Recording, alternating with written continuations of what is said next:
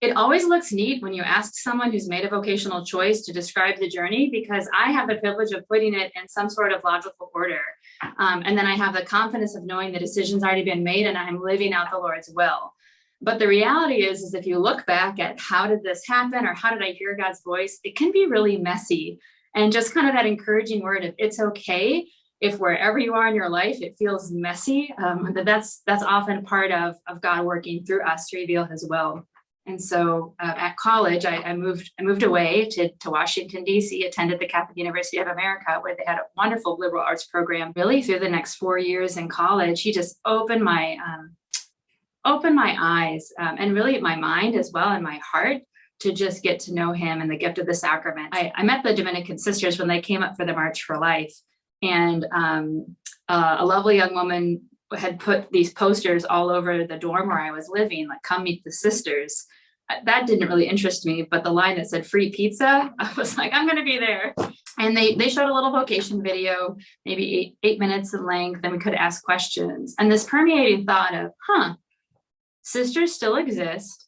And at least from this video, they look like happy people.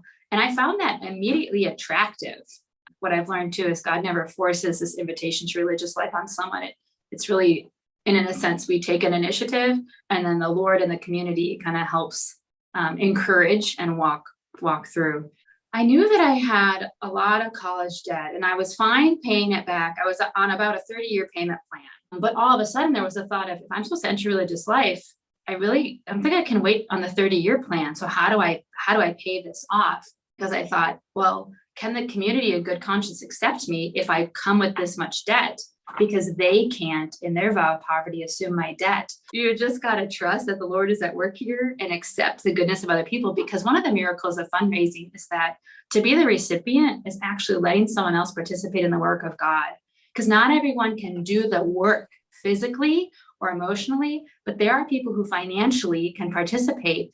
And when we ask them to do that, we let them be benefactors in God's saving mission. So one of the real gifts of the Mater Ecclesiae Fund for Vocations is that they pay your monthly loans while you're discerning. But if you leave, you resume your own payments. And the brilliance of that is it takes away the pressure of obliging someone to take over all your loans if it really isn't God's will. And so Mater Ecclesiae lets you have the freedom to really discern, knowing that if you leave, you don't have to hold your head in shame. You're not a failure.